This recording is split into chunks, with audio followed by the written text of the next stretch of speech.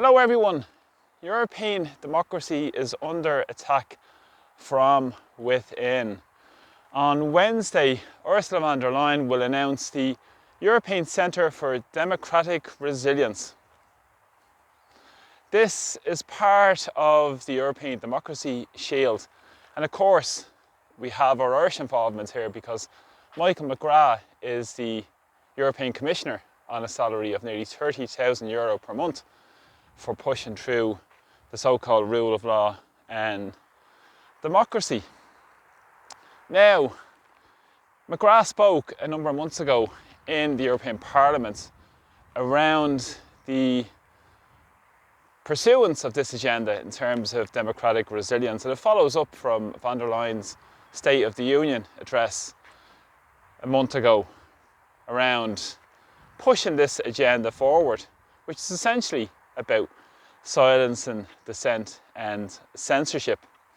But of course, in that speech, McGrath spoke about democracy is not an abstract concept. It is the soul of the Union of Europe. And he also said that the values are under pressure, and he said there has been a promotion of anti-democratic narratives. Now this follows the agenda that they have been pursuing around the targeting of foreign disinformation, hybrid attacks and interference, etc, etc, etc. But of course, isn't it funny that McGrath spoke about anti-democratic narratives, and he said that there is an undermining of trust in the democratic institutions of the European Union, and Europe have to strengthen the democratic foundations as a common good, and spoke about the free elections and media. Now, there's quite a lot to unpack there from Michael McGrath that can be counted as complete and utter mis-stroke disinformation. So much for the anti-democratic narratives when you consider 70% of our legislation comes from the European Commission at the behest of the big lobbyists, which is transposed into Irish legislation. One example currently in train is the International Protection Act, following on from the European Migration and Asylum Pact, which is due to be enacted in Irish legislation by 2026. And he also spoke about the free elections and media. Isn't that interesting? They're currently working on a format through this European Centre for Democratic Resilience to get experts to support the EU 27 member states and neighbouring countries to monitor, detect and coordinate responses to combat information manipulation and disinformation. And he claims that the online space is vital to pursuing this. So let's shut down debate online. Any different narrative to the establishment's narrative is dangerous to them, isn't it? So they don't want it. They want to shut it down. This is all part, obviously, of the Digital Services Act. More top-down bureaucracy, censorship, and of course, currently it's about Russia next to be speaking out against the homeless disaster, maybe the immigration chaos. We can't give a different narrative to what's being pursued by the so-called Ministry of Truth. Very Orwellian, isn't it? Ignorance is strength, war is peace, and the Ministry of Truth. Maybe they have their own Winston Smith working there, changing history as we speak. But it's interesting as well with this agenda, which is dangerous in the extreme. We've already seen the misinformation being spread by people like Micheál Martin, who says in Ireland sovereignty is a backward-looking idea, and he wants nothing to do with a backward-looking idea of sovereignty, but at the same time talks about Ukrainian sovereignty and their territorial integrity. Of course, he spoke about the fact there was no bank bailout. The banks weren't bailed out, according to Micheál Martin.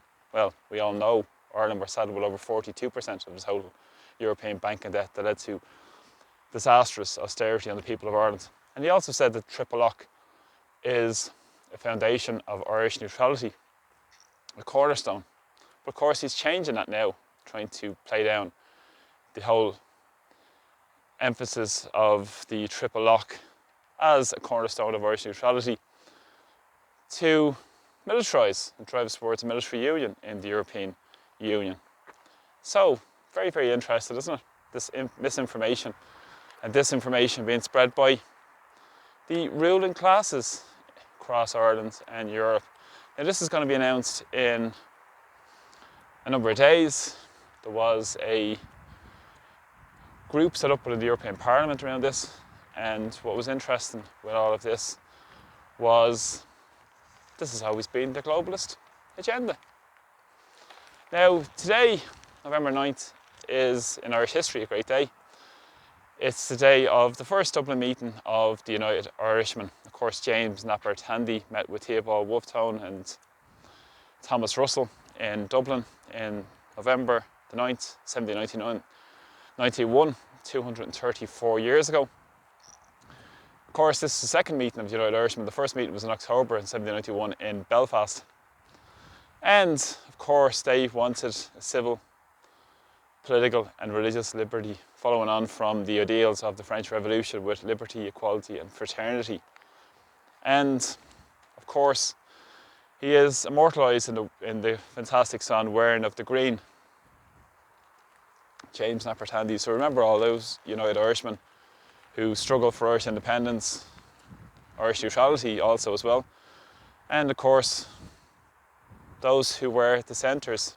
He said whether Catholic, Protestant or dissenters were all Irishmen and Irish women. So this is what's taking place in Irish society currently and across the European Union and their neighbouring countries. So watch out for this over the next few days, and please share my videos, please subscribe, and get the information out there far and wide to what's really taking place behind the scenes. Well, there's so much distraction at play in Irish political life. So thanks so much for the support, and thanks for supporting me through Buy Me a Coffee as well. Slán go fóill. Take care.